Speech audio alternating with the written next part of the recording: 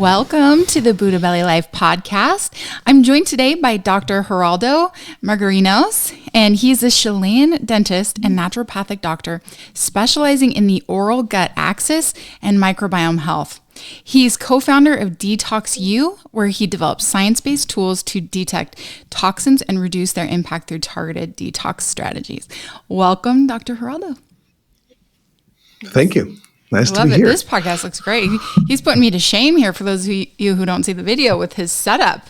Like, I got to step up my game here. I'm usually more together than this. So, so start by telling us. So you do a few things, and everyone's going to see the detox piece of what you do. And we're going to talk about some of that because those who know, right? How are you a dentist and you're talking about microbiome science and you're talking about detox? For those who don't know, that seems so fractured, right? But for those who know, they know. So we're going to really get into that today. But first, tell us a little bit about you, Dr. Haroldo. How did you get into this line of work and coming from Chile to the US? Like, what brought you here and into this? Well, that was a journey. I will try to be brief, but I was practicing dentistry traditionally. I was doing a lot of surgeries and periodontal treatments for 12 plus years. I got to the point that I start seeing the results of my treatments, and with a very sad angle. And the reason is because as a clinician, if you are really aiming for healing people, you want to see full resolution. The conventional narrative will tell you that first, chronic illness is not fixable, is not healable in any level. And second of all, you start seeing your patients coming back over and over with the same problem that you treated initially. That for me is a failure. And honestly, it was taking all the excitement, all the joy of working with people, because I didn't see that my tools, my guidelines were helping at the extent I was aiming for. And so I was questioning myself what I was doing. And I think that's a great place to start if you want to change your journey and your path, questioning what you're seeing and finding answers that are fitting you better. That I was blessed to meet a lot of people and learning a lot of things over years of this search for answers. And that led me to connect with people in the East Coast, and I have a couple of mentors like Dr. Mark Berkowitz and Phil Mollica. They led me into the naturopathic world and ozone treatments and biological dentistry. I trained myself there. I met people from Denver. Then we became friends on those programs. Dr. John Osberger. He had a beautiful clinic in this biodentist in Denver, and I went there, and they offered me a position that I took to work in the microbiome because I was already pretty deep on that level of knowledge in that area, and I ended up staying. Just because I was seeing doors opening over and over, that led me to learn more things about what I wanted to know about to be able to help people better. So that's the reason why I built what I build now, which is my company, and the reason why I start lecturing and training other doctors down the road and seeing people with microbiome and toxicological imbalances, because it's all connected, as you said. It seems scattered, but it's not. And it gives you answers to health problems that conventional medicine will tell you that they're not. And there are any, and that you can do more than what they give you certain tools for, and that feels so constrained, so restricted in your abilities and your power to help people, if that's in your heart. So honestly, I'm a grateful guy that lives every day thinking I love to be where I am right now. That I went through the whole journey of expanding my knowledge in these different areas, and having these tools that I was looking for since day one. That's so neat. And I love so many of the doctors, or like you being in dentistry and stuff, they come into it with a heart for what they do. And then through being in that space, they're going, this isn't, I'm not serving in the way that I would like to. There's something wrong here. How do I expand? How do I do, where they're not afraid to question them. You're not just getting so bogged down in, oh, my paycheck's here and I'm just so busy working and doing, that I'll just stay in the system, essentially, where it just keeps it's a revolving door of people just getting sicker and coming in for the next service until we get to a point where, we're already overdone. And now, it's super expensive, or it's, the wait list is out the door and you can't get in to see anyone for a super long amount of time, and it's not sustainable. So kudos for challenging the narrative, and expanding, because now you're bringing more hope and actual root functional wellness to the areas that you're working in. So explain to us a little bit when it comes to the oral microbiome. And people may not know this, because when they hear microbiome, they're starting to catch that word a little bit, but they're only thinking gut specific, right? Like, okay, the gut microbiome, but there's microbiomes all on and throughout our body in different places. So the oral microbiome is its own kind of ecosystem, right? So explain that a little bit, and kind of which comes first, the chicken or the egg, how it's correlated with our gut health. Yeah, absolutely. So the microbiome, it's a whole ecosystem within our ecosystem. So there's really no separation between who we are and this microbiota, this huge, massive amount of communities from different types of microbes that are living and coexisting with us, and in a symbiotic form. There's no separation in our biological pathways in a big extent of that correlation or that connection. The microbiome probably is the ultimate expression of our ways for connecting with the environment and bringing nature into us, and does so many things for us. So we have microbiomes all around our body. Every area of your body has microbial colonization to a certain extent. There's some areas that are more colonized than others, so they're more heavily populated than other areas. But at the end of the day, there's not a single place in your body that doesn't have microbes in it. And those microbes are playing a role. So unfortunately, we had this narrative for many years that germs were bad for you and they're going to cause disease, and we will be better off without them. And unfortunately, that was the main driver of overusage of antibiotics and antimicrobials and other types of therapies that led to compromise the microbiome in a great way. And the problems we're facing right now in many medical conditions are related to that overuse of those pharmaceuticals and other therapies.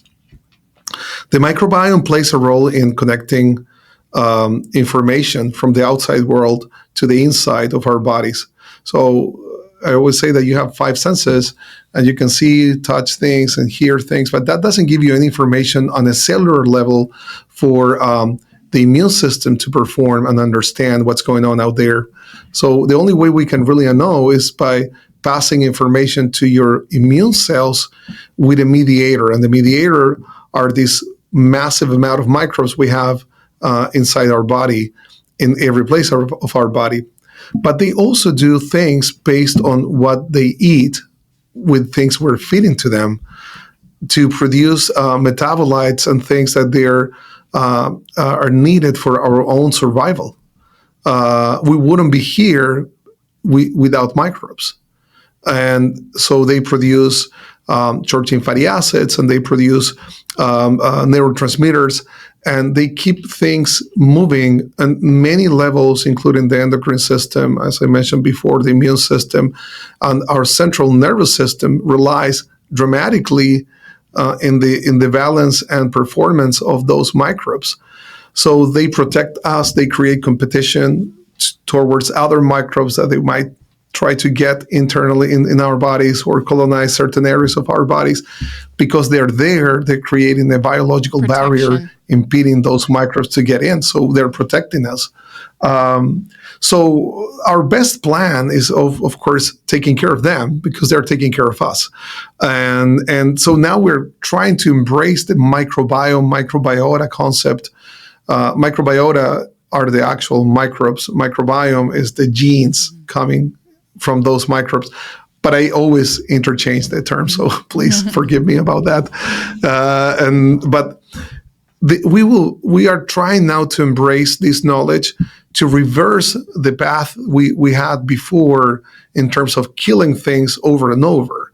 And now how we can support them from a nutritional perspective or from the therapies we're using, how we can maybe avoid certain things that might compromise the microbiome. And on that note, one of the main things that are always compromising the microbiome are toxins. So toxicity is a huge factor that is driving imbalance towards the microbiome in any place of the body. And that's why I came to this aha moment of, okay, I'm seeing all these imbalances over and over with microbiome testing.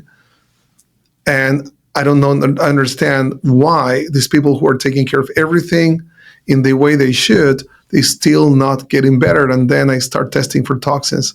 And that was the answer. That's where I found the answer, was all these toxins that they were exposed to that was killing and affecting their microbiome. And when you say toxins, do you go into, explain what some of the toxins are that you look for, and where do things like parasites fit? Is it things like parasites? Because there's a lot of talk about parasites right now. And I think we had this chat too, where it's kind of scary because it's kind of like microbes were a long time ago, where people were like, oh, bacteria, bad, get rid of it. And now I feel like that's kind of what the parasite thing is now a little bit too, is we don't have enough, I don't know if there's enough understanding about it. It's like, oh, bad, parasites, you're going to have this. If you have this symptom, you must have parasites. Do parasite cleanse. So what are some of your thoughts on this and what you're looking at when you look at a toxic, when you're looking for the detox symptoms? Forms of toxins. So there's so many in the world. Right now, the U.S. is currently producing 84,000 toxins. And those toxins are not tested to be safe for creating 84,000 additional toxins. We're not talking about real things that just came with the rain today. Yeah, exactly. And you have only 1% actually has been ever tested for safety in humans. And if we will trust those those safety tests in the first place. And the CDC reports that every American has at least 200 or more toxins in their bloodstream any given day of the week. That is concerning, but that's something we didn't sign for. That's something that was not agreed. And they're producing those and they're launching them into the environment, and we get them unavoidably. So we can only avoid as much as we can in terms of our choices of foods we eat, or I don't know, the place we live, but it's limited. Most of these toxins will come unavoidably into our system, and then now we have to deal with them. And our genes and our biology is prepared to only cope with certain amounts on a daily basis, but we are definitely way higher than our biology is intended to do on a daily basis to protect us. That's why we're seeing now the collapse in the biological pathways. Toxins are different. They come from different sources, different types. We have mold toxins, which are more ubiquitous, more natural. The problem with mold toxins is not the mold toxin itself, it's the bioaccumulation internal in indoor places due to the type of construction materials we're using and the type of ventilation we're not using, or we're using that is forced air that brings a huge accumulation of these toxins internally without the proper ventilation. That's why you're never going to get sick from mold toxins if you're outside, is when you come to a certain place indoor that will give you this overwhelming accumulation. that saturation level, it's completely different. Then you have industrial pollutants and organophosphates and all these things coming from chemicals used in different industries, farming and chemical production, plastic production, and so on and so forth. And then you have heavy metals, which are also ubiquitous in nature, especially in the soil. So I don't really red flag them normally if they're in certain amounts, because they're normally occurring on the soil.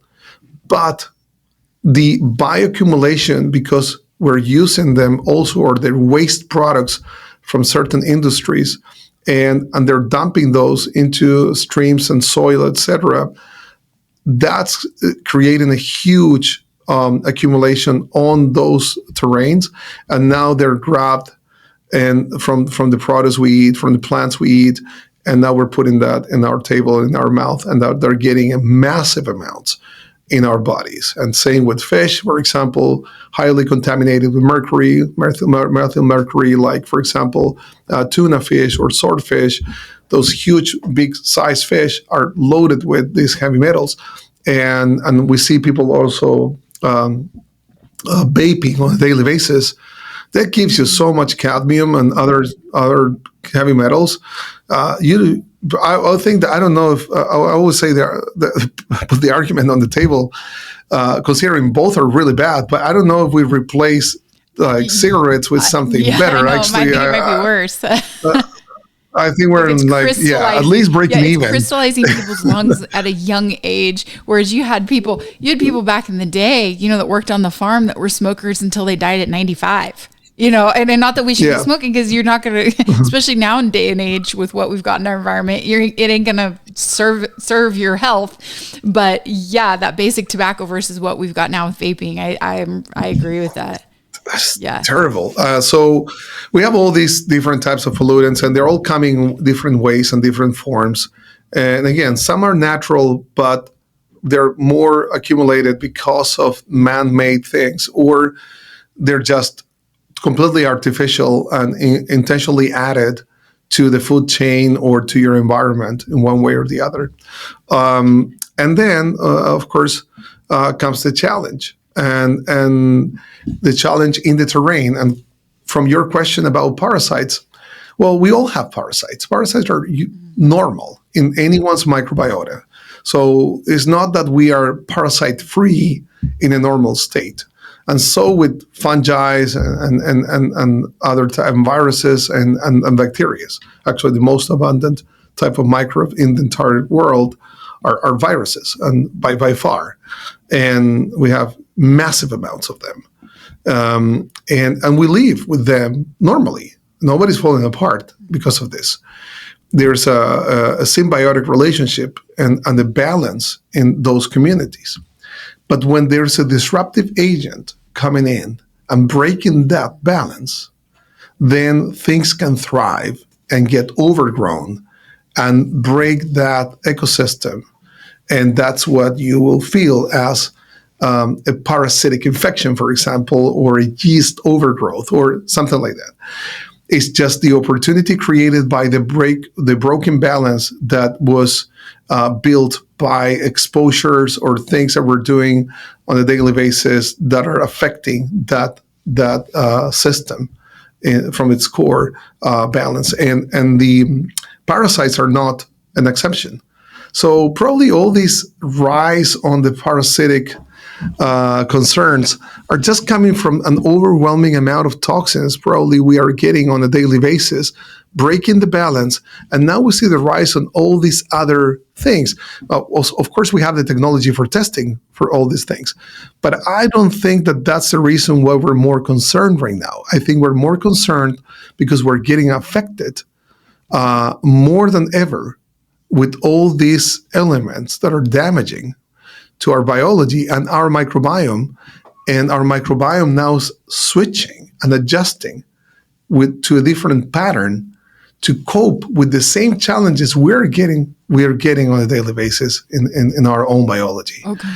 So I think parasites and yeast, etc., and bacterial overgrowth is just the end result of this attempt to stay alive, changing the compositional patterns due to these insults. Okay, so for everyone listening, I'm going to decipher that real quick in layman's terms, because there's a lot of our listeners are going to understand most of everything you just said. Some are not going to understand this. So what he's saying is that when we're looking at things that everyone's viewing as a threat, so parasites, viruses, yeasts, things like this, we're like, oh no, the viruses, oh no, the, overgrowth of yeast or issues, oh no, parasites. But what it's coming down to is we live with all of these things in every day in a normal, healthy world, in a normal, healthy body. It's the ratios of which we live with these and the extent of how our bacterial communities, the diversity of them that normally would protect us. So you'd have more of your gram-positive bacteria than the ones that are going to keep those pesky ones in check, which we talk about a lot. But now because we're losing that, we have dysbiosis issues. So we have a lot more of those pesky bacteria than we do the positive ones. So there's more havoc being brought out and caused because with the exposure to concentrated molds and things like that is weakening our biome in general. So that's what he's saying, which is such a great way to put it together. And I feel like a lot of people don't understand this. Yeah, I mean, if you look at things like, and I know they're a little bit controversial, like Lyme or Epstein-Barr, and things like that, we're looking at just a single type of microbe. And we are relating a certain condition to the overgrowth of that microbe. Now, if we look this in a different angle, it was never the microbe in the first place that caused the condition. Something triggered the opportunity for that microbe to get higher in abundance and do damage in that system to us. Yeah. And again, I think that we're missing the point of where all these imbalances are coming from.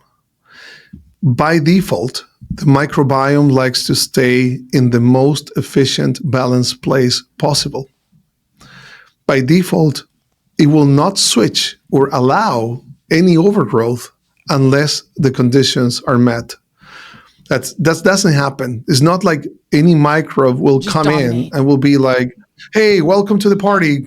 Join us and do whatever you want. That doesn't happen. We have an army. We have a military. Our microbiome is a very organized system. It's not like randomly like doing things without a structure. And there are trillions of them. It's not like, oh yeah, we have room for more. We don't. We're very controlled. And then you have things like bile and your immune system, of course, and enzymes and all these regulatory agents, stomach acid. So if you try to think about how a microbe will get in your body, one way or the other, it needs to go through all these checks and balances.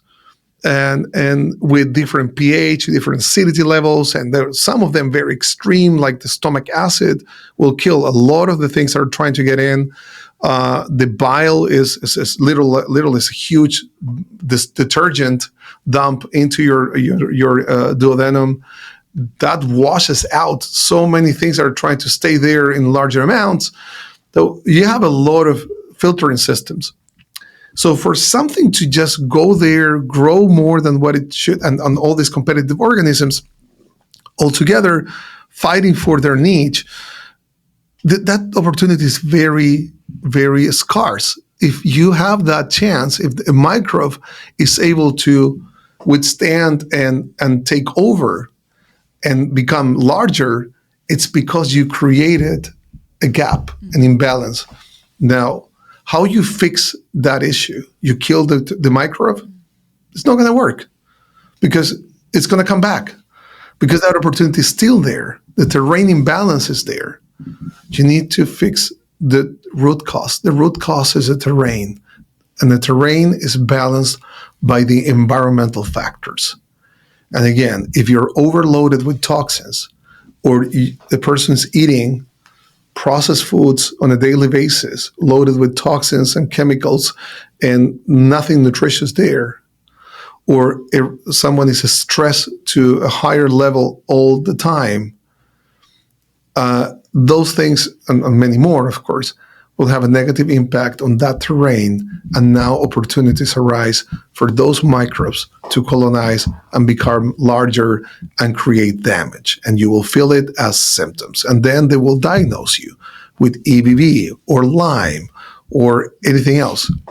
It was never that. That always made me curious when it came to Lyme too, and I felt it's sensitive because of people that struggle with it. I mean, it's so debilitating. But we've lived around ticks for millennia, so why now? And so that makes sense what you said. And on a personal note, this is an interesting story regarding my sister. I think she'd be okay with me telling this, but I'm pretty sure we grew up around a lot of mold in our home growing up, amongst other things. But when she was about, mid-20s, a little later, and she'd always kind of had some gut stuff, but she got Epstein-Barr mono. Now, she had some symptoms prior that I thought looked like potentially adrenal thyroid stuff before she got Epstein-Barr mono. But it was so bad that it was horrible. And after this, they actually were testing her thinking maybe she had MS because the symptoms were so horrendous. And yes, gut stuff was happening too. But the recovery from mono was just atrocious. And then the things that followed was maybe she has MS. And now she struggles with SIBO, which was probably what she was struggling with prior to the Epstein-Barr mono. SIBO, if you don't know, is small intestine bacterial overgrowth. I mean, it's just been such a tricky thing to get there with. But it's interesting that you say this because when she got Epstein-Barr, she was living in an apartment in Seattle at the time. And you could smell the mold when you walked into this place. It was like, it was the older places in downtown, but you could smell that musty thing. And when she moved out, her MS symptoms started getting a little better. And while the SIBO has caused her a lot of grief and hell over the last couple of years, still off and on, that sometimes she couldn't even raise her arms kind of stuff. There was a pretty dramatic shift when she moved into a newer apartment out of that space. And so it's interesting that you're saying some of this. That sounds a lot like what she was dealing with, that compound weakening. Well, it does make a lot of sense. And if you think about it, the industry has been aiming to support the end part of the process in a lot of ways. And we really we need to look at how to support the internal regulatory systems we have in place first, if you want to fix this for good. And when it comes to SIBO, that actually it's a great example of how the mouth and the gut microbiome are connected, how things are actually very positive for us. They can become damaging in certain amounts when we don't have those checks and balances in place. So the mouth microbiome is the second largest microbiome in the body. It's highly populated. It's very diverse. And we swallow saliva, as you know, of course, everyone knows, on a daily basis. We swallow a liter of saliva on a daily basis. So, and that comes with microbes that are living in the mouth. Makes me nauseous. It never has gotten easier in all the years I've been doing this. Yeah, it's we swallow a lot of microbes, 140 billion actually microbes every day. Now, we get them for certain purposes in the gut. So we're swallowing things actually to connect this to this properly. So you will get these living microbes that are going down, and now they arrive into this pool of acid that is in the stomach. Now they get killed in massive amounts. Some of them are acid resistant, and those are the ones we actually need to cross that barrier. But they're smaller in terms of abundance. The vast majority will get killed. And then the little that are alive and crossing will be read by your microbiome in the gut. And we know, okay, they tell us a story. Hey, this is what's going on up there. Or this is what we're grabbing. This is the pieces of information you might need. And that allows us to connect the dots and then tell the immune system, hey, you need to do this or that. It's a great communication system. But the problem comes when the person has low stomach acid production, and secondarily, but not less important, typically is not producing enough bile. So when you have stagnation on your digestive and support organs, what happens is that now this bile flow and stomach acid gets compromised. Now you swallow the same microbes and they just don't get checked. They don't get killed. Now they're passing. They made it through one of the and gates, because you're essentially. Exactly. So they go unchecked, like open borders. They get in.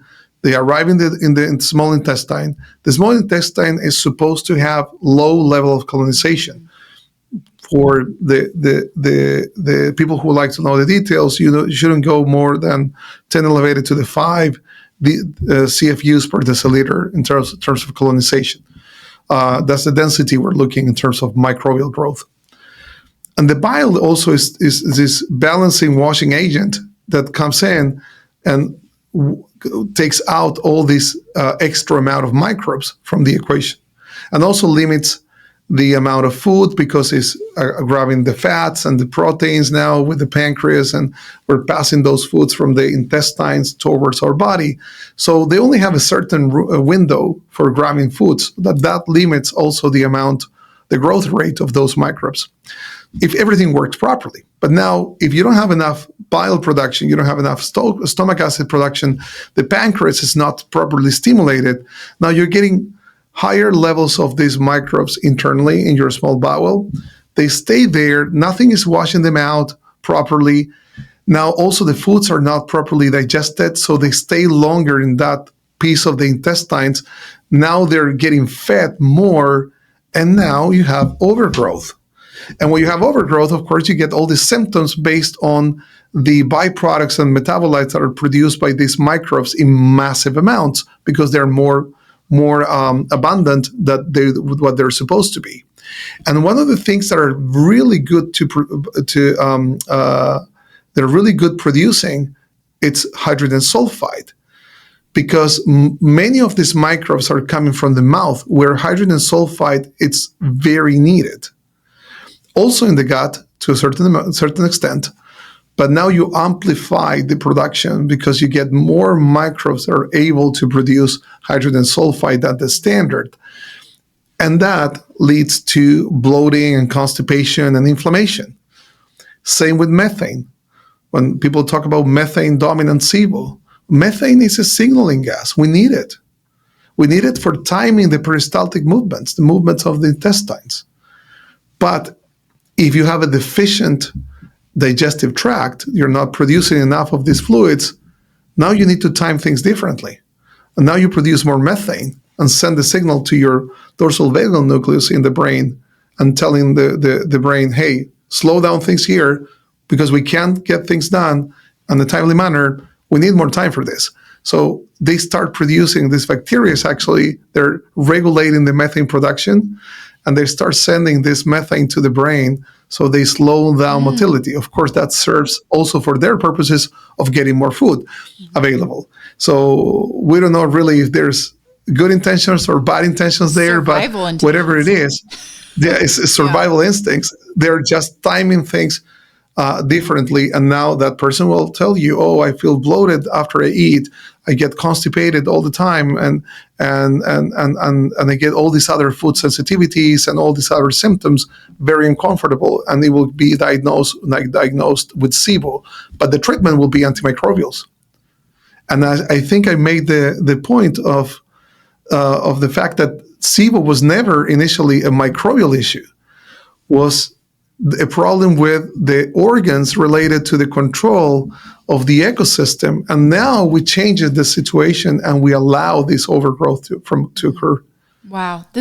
That's a really cool perspective. And you're basically talking about SIBO from the top down instead of the bottom up, because we're always thinking SIBO meandering essentially from the large intestine into the small intestine. But what you're saying is it's coming more down into the body because it's not getting killed off by the adequate functions in the oral biome and then stomach acid and etc.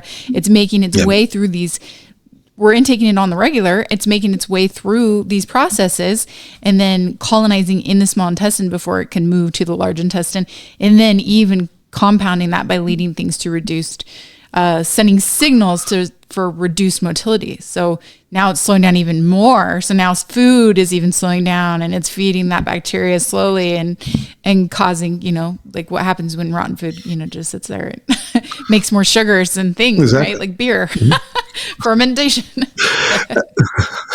Now, and that if you want to close the circle there, the gut now gets imbalanced. Now you're not absorbing nutrients properly.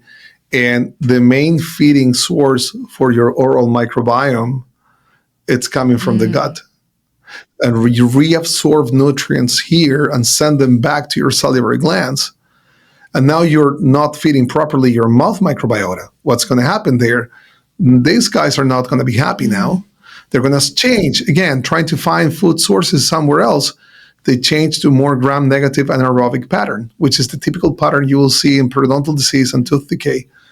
Now, these guys are more aggressive, more inflammatory, and now we're swallowing those instead of the healthy ones. Feeding. And now you keep amplifying the circle, like in the circuit, and aggravating things even more.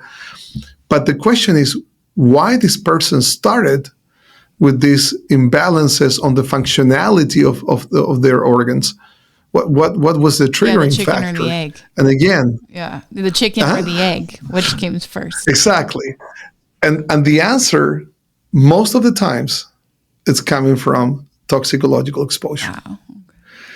Because there's no other way we can explain the rise of all these symptoms.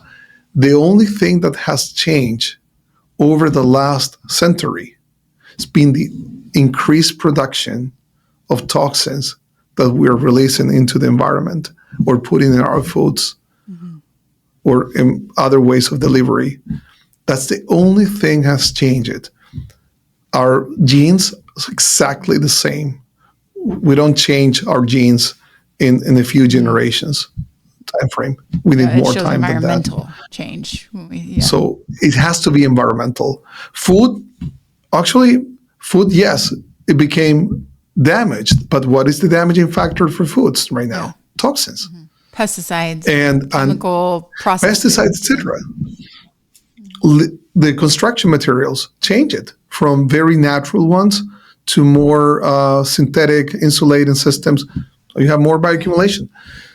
Everything you can look at that can be affecting and becoming the root cause of your illness, it's driven by a toxicological source. Wow. Period. I have not found, I'm trying to debate on this. I would love to. I know there's a spiritual, mental, emotional component in all this, and I'm aware of that. So for people who are listening, I'm not unaware of all these things, and I do believe that comes also with a price on our health. But let's just focus on the physical component for a minute. I haven't been able to find any other answer. And I have to agree with you too, because what you're saying is that we know that stress and trauma affects the body. I teach that every day. It affects gut health. It affects overall well-being. We know that poor diet affects gut health, and it affects overall well-being. It affects our teeth, and it affects, we know a lack of exercise, smoking, but all those things affect us. But what you're saying is that those things have been affecting us for millennia. They've been, yes, not good for our health for a very long time now. But this severe uptick that we've seen now in gut issues, dysbiosis, in certain diseases, and I'm going to argue cancer all day long, because everyone will say, with certain diseases, we just have better testing now. And that's only so true. We're seeing rises in cancer astronomically. Like, I think 38% of women will get cancer by age 60. I'm not sure what the stats are for men. That's a massive amount of people. And cancer is what makes most of us turn into, there's chemicals in our environment. Yes, you can set yourself up for better success or failure depending on what you're eating, depending on if you're smoking, depending on what your stress and trauma look like. Those are all factors. But what you're saying is, one of the biggest severities to affect our susceptibility or resilience to things that maybe are not as healthy is the substantial toxin load that now exists in our modern lifestyle in industrialized countries. Yeah. Exactly. Absolutely. That's exactly the root cause I found over the years. And again, I'm trying to be my own devil's advocate and trying to figure out something else. I haven't been able to. Everything leads me at the end of the day to toxicological elements. And cancer. Well, we have recognized glyphosate as risk factor for non-Hodgkin's lymphoma, and we know that microplastics also, they lead to certain forms of cancer, and again, so on and so forth. There's so many pollutants that we are aware of that they're connected to very severe chronic illnesses. So it's not a question of if right now. The question right now is what we do about it, how we improve this. And unfortunately, it's going to take a while to clean the environment. I don't think it's going to happen within our generation or even the next one. Yeah. But we need to set certain rules and plan some strategies to be able to help people to endure these challenges and succeed and stay alive and ideally thriving. I mean, this is a journey for that we should be excited about, not struggling with, and that's where I'm all about. Like right now, what we do to empower our body and our biology to overperform and overcome all these challenges that we're facing on a daily basis. Yeah, when you're talking about the collective, I think a big problem, and I've seen this in holistic health for a long time, before it was ironically political. It's funny because, I've been in holistic wellness, because I'm like you, I'm a researcher of root causation, and we want to eliminate suffering and disease and stuff. So I want the information. I'm not married to something that looks like it's one side of XYZ coin. I'm too independent minded for that. But it's hilarious how it's like jumped sides recently now. Health and wellness opinions have bounced around politically, and what we need to do is we need to have people actually just want to study and know, because to live in the environment, the level of toxic exposure that we are allowing with the products we keep purchasing and overconsumption and poor food production and all that stuff is as intelligent as putting it PC, going potty in our own drinking water. Like, no one would want to do that. Like, you're going to get, what's the disease we all got on that little first computer game, the Oregon Trail, where you had the little, dude, I don't know if you know what that is. We had the old school computers with the Oregon Trail. We all got, I know the game. We would die of, what was it? But it was contaminated water, essentially. Sclera. I don't remember. I don't know. But those are things now, okay, we don't worry about. But the problem is at least that was obvious then. At least it was just a straightforward thing. Now we're, like you said, we're living in compound toxic exposure. It's in the food you're eating and the house you just built and the water bottle you just drank out of and the perfume you're spraying on every day. And you don't stand a chance. No wonder our risks of cancer are so high. So people need to actually understand that before they're going to behave in a different way that commands different functions from the powers that be behind food, behind, material things and whatnot. Yeah, I 100% agree. That's it. And unfortunately, again, we have a choice, but the choices are limited and they're not really covering everything we should be avoiding or protecting ourselves from. And that's why, again, I've been chasing this type of solutions. And solutions has been around for many years, millennia. If you go back to old Chinese medicine or Ayurvedic medicine. But the difference right now is that the lifestyle changed. So when I look at, for example, solutions in terms of protocols, I look at this as an old PC, as you were talking about, old video games, where we have everything segregated, scattered, and we have the monitor and the CD reader and the modem and the CPU and the keyboard, and everything was separated. Now you want to get the iPad or whatever company you like for the tablet, that the screen, the keyboard, everything is just in one system. It's all integrated and it does everything that you need. So my philosophy over the years has been engineering something that can achieve that. That's my purpose, my goal. That we don't have to put so many bulky protocols, and we can become proactive in a simplistic but still efficient manner, with a comprehensive approach, but with protocols that should work for you and not all the way around. And that's what I've been committed to bring, because I see the need. Because right now, the only thing we can do is empowering our biology. Mm-hmm. That's the only thing you can do. When you look at SIBO, you look at autoimmune, if you look at any of these conditions that are on the rise from a public health standpoint, there's only a limited amount of things we can do to cover the symptoms, or, like I said before, the surface of the problem. And the reality is that all these things are regulated by these master systems, master organs. And the beautiful part about these organs is that they are very receptive to inputs, natural inputs. So you grab turmeric, for example, and I love turmeric for many reasons, but one of the reasons I like about turmeric is that turmeric is seen as this anti-inflammatory, antioxidant botanical. The reality is that it's quite oxidative, and it's a little bit, it's actually is mildly toxic. Let's put it this way: it's slightly toxic for the body. But that toxicity embedded in that turmeric creates a challenge, and the body responds with mounting a response that is bigger than the input. So now you have this small challenge getting into your cells, and the response you're mounting is so big compared to the input that it creates the anti-inflammatory effect that you're looking for from turmeric.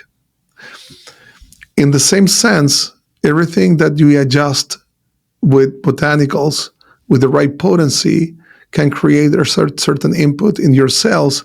And it's crazy. We have all these receptors that are willing and able to receive inputs from things that are naturally growing in your garden. Sometimes it's just crazy how connected we are at that level. And now bile becomes flows faster and better.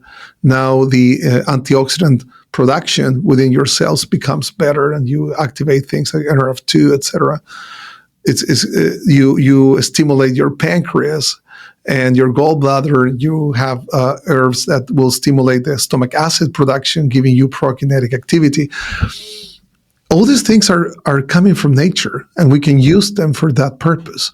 So we optimize functionality to improve the coping systems that we need to survive and hopefully thrive with all these challenges we're facing today. So what you're saying is that in the meantime, when we can't rally up all the troops and we can't change food production and consumerism, over-consumerism and all things, what we can do is protect and protect and equip our own bodies and environments as best as possible.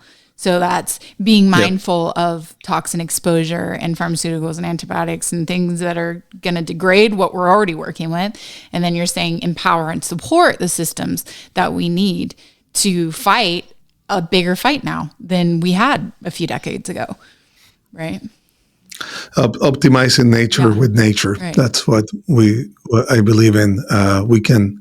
We can use nature for optimizing our own nature. Nature always wins. I don't know why. I mean, everybody wants to advent, and I'm all about, and stuff, but they're always like, they always just want to one-up nature, and they'll think they do it, and then we'll see the consequences. Like after the fact, we get to see the consequences, and you always lose. There is no winning against nature. There's this crazy race we're going always against nature, and for some reason, because I think that this is the realization we have to put in our minds. We're not disconnected from nature. We're just part of the chain. So anything we do at the end of the day hits us. goes back. It's like a boomerang, and we throw it in one direction and think, okay, this is gonna do something, and we're getting that boomerang in our backs, and then we get this aha moment. Oh, now we have to take a red dye or whatever out of the foods, which is minimal, but is something. But my concern are all the things that we don't have right now control over. And again, there's so much out there that you have absolute no control. And that's when you have to empower your biology, because otherwise you will be subpar compared to the challenges. And we have a beautiful design system to cope with these challenges. It's just we need to activate it. And typically in the soil and in the foods we ate and things like that, we got these molecules here and there in certain amounts, bitter compounds and flavonoids, and we had minerals, binding minerals. All these things are coming compounded in our food chain, and we were able to eat them and get them in our biology. Now we don't have them on our foods and products. We need to get them from external sources.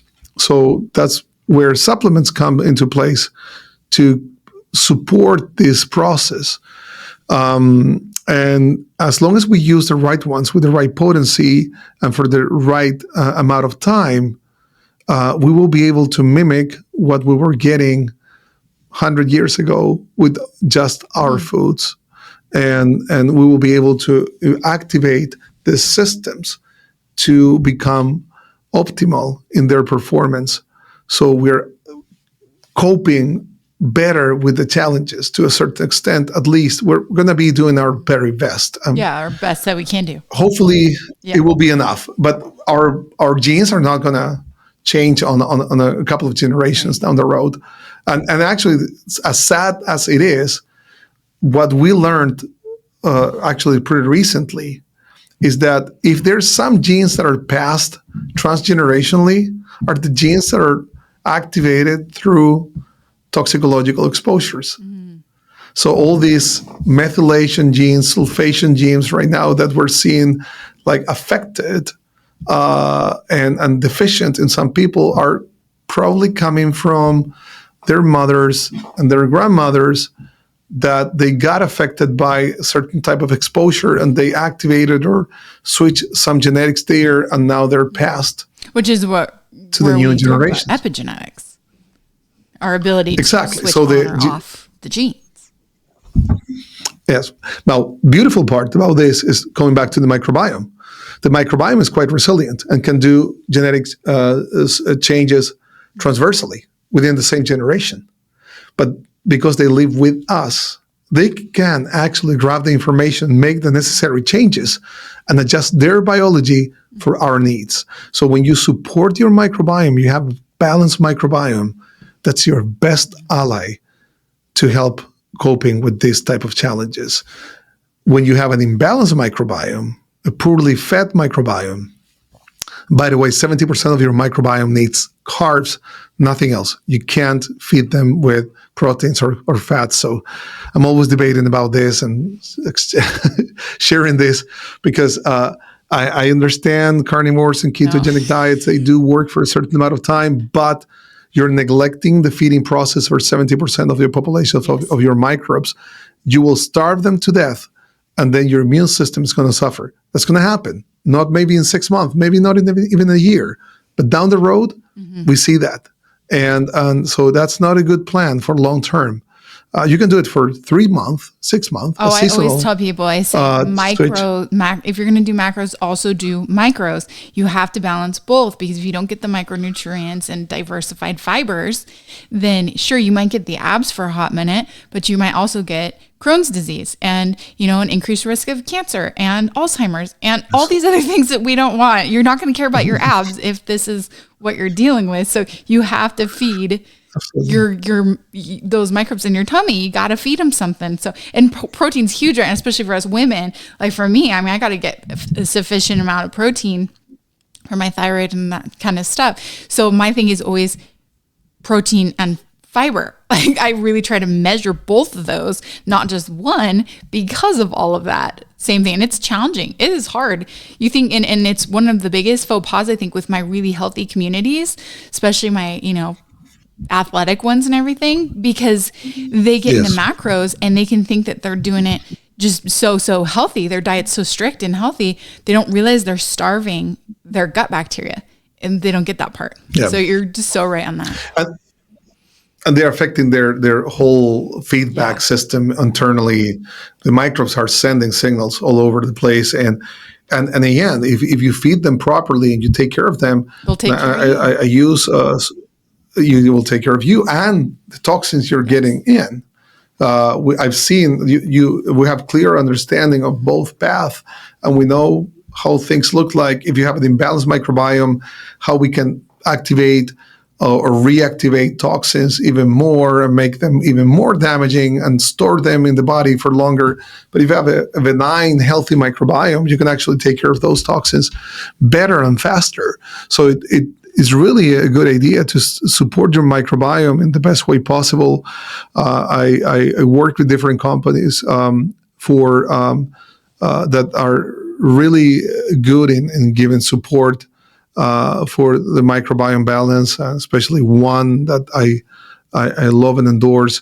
They have great lines of spore-based probiotics, and they are able to improve the status because we use the innate intelligence of the microbes to send signals to your own microbiome. So we regulate things internally according to the specific needs of that person.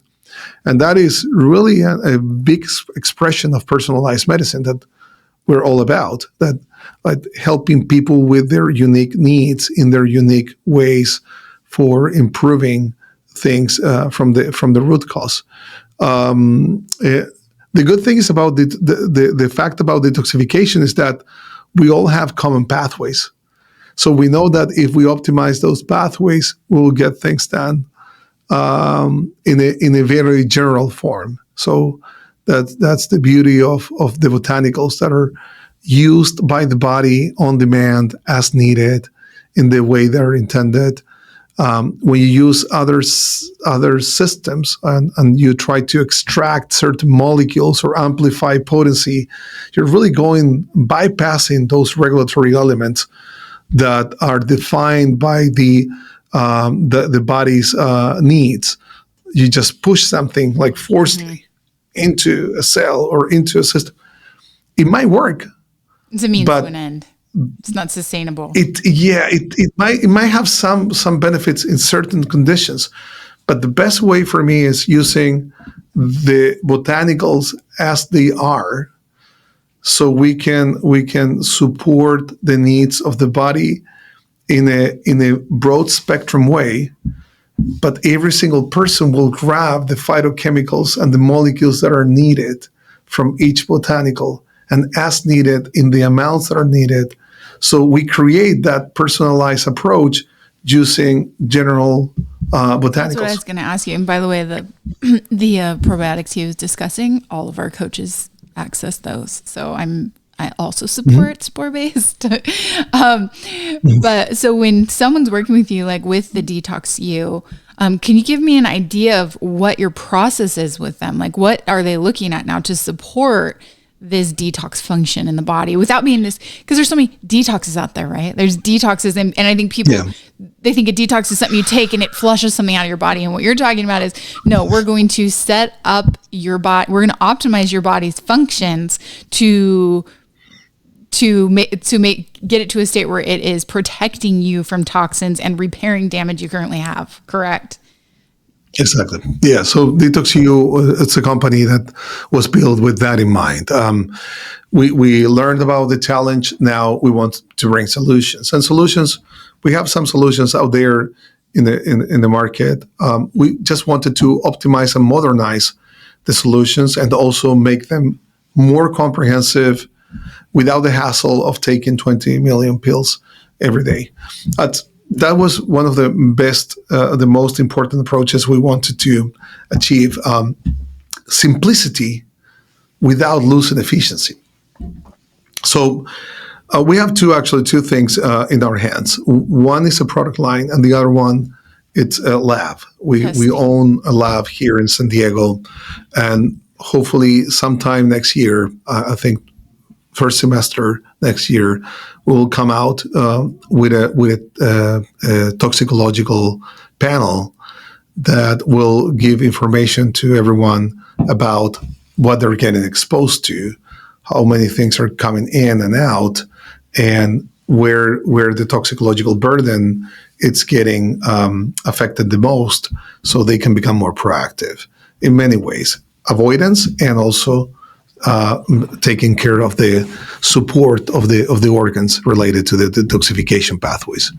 Now, our product line is very straightforward. You have a general detox bundle, which is made by two products.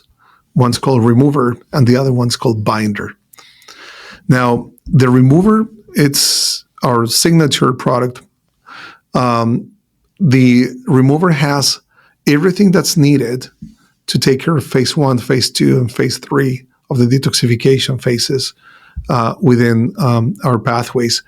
But also we added kidney support to flush toxins from that angle more efficiently without losing minerals. By the way, we're using mild diuretics, but they don't create mineral loss. Then we have things that are protecting the cells, like PQQ and alpha lipoic acid and phosphatidylcholine. The idea here is that the whole system works with redundancy and is self-supported. So we activate the pathway we're activating or the nutrient we're giving gets recycled or gets supported by the activity of another botanical or another ingredient. So every step of the process is covered in full and backed by another ingredient that will help the redundancy part in case something gets not activated in the amount that we want. So, or it needs more support from a cellular perspective, etc. So we cover all the bases by doing that formula. And it was a process of engineering, actually, because many people, they told me that we couldn't do it. It was impossible. I love a challenge like that. To do it in the way I wanted. Yeah. And I'm really stubborn. And so it was actually probably a turbocharge for my willingness to make it happen. And yeah, it took a while. We got the project rejected many times. It was because of the technical capabilities of certain companies to get this done. But we were able to make it. A process of sourcing. We researched the amount because this is important, as I said, with turmeric. Let's say for a minute you put too much of something. You can actually create the opposite effect. Because, turmeric in certain amounts stimulates your cells to cope with that mild challenge. But if you go a little bit more than that, now maybe you're breaking even. Because there's only so much you can do from a cellular perspective to cope with that challenge. Now you put a lot, you create this. You shut down the cell. The receptors are overwhelmed. Like it's too much. Right? So more is not better. So now, if you see it exactly, so if you see in the industry right now, I see a lot of narratives about going super extra potent with this and that ingredient. No, you need to just keep consistency.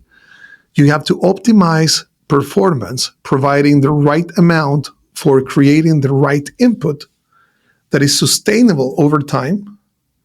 So you keep things optimized through time, so things are processed better without making things crash in between. And also so you can sustain the protocol enough that you go from balancing to repair. So first you reduce the toxins and you support the organs, but now you give enough room to be able to repair what was damaged due to the insults we were getting on a daily basis.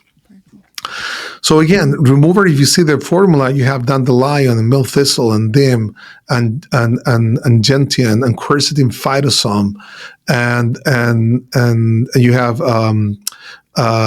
then alpha lipoic acid and PQQ and phosphatidylcholine, milk thistle. All these things are working in receptors in the hepatocyte to keep the bile flowing, but also you have burdock, which helps with the lymph and circulation. And then you have goldenrod, which will help alongside with dandelion with the kidney function. So all the systems are included in just to put together yes. to pull this off. So it's not just some detox supplement someone's claiming. It was engineered by people that understand the body's biome. There's 15 ingredients there. Now, if you are just business oriented, you will make 5 products out of this formula. That's not my idea. The goal for us, our philosophy, is simplify this so everyone can be compliant and get things done properly. So instead, we went the opposite route. We put everything together in we make the tablet, the iPad, instead of putting this old-fashioned computer, we put everything in just one product. And then it aligns with the binder, which also has, besides activated charcoal, chitosan, and bentonite clay, and silica and zeolite, which are the main mineral binding agents, we added shilajit and molybdenum and aloe to soothe the gut lining, to reduce permeability from the gut lining perspective, and also add the cofactors. Molybdenum is huge for sulfate pathways. And if you don't have molybdenum, you get all these thiol sulfur sensitivities, and which are very common for a lot of people. And they can't take glutathione. They can even eat broccoli because of those sensitivities. So we added these two. So the 2-product formula takes care of everything across the board for detoxification support. We have 3 focus products. Those are for people who want to become more proactive, especially if they know their toxicological burden in advance, or they know that they're exposed to something on a daily basis. Let's say I'm a dentist. I was exposed to ridiculous amount of mercury because I was removing mercury fillings all the time. So gases vapors were coming in my mouth and nostrils, and I was breathing them. And multiply this factor this between in a time frame of 12, 15 years. I got a lot. I was heavily contaminated, intoxicated with mercury. But people sometimes live nearby golf course. Yes. They're going to get glyphosate all the time. Some people live in very polluted, very industrialized areas, and then you want to have more solutions for that part. Some people, they know they have mold exposures or they have microbial imbalances, and they need some support in that area. So we have 3 focus products for that part. We have industrial focus, we have heavy metal focus, and we have mold focus. So all 3 are, you can add them to the general detox bundle and reinforce and make it even more comprehensive when you have that those known exposures. And so I'm worried this is going to cut us off now, dang it. Tell me where we can find, this has been such great information. We're going to showcase this at the new year, actually. Dr. Haroldo, it was absolutely phenomenal.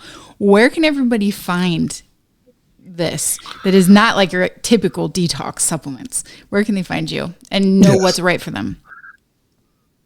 So DetoxU.com.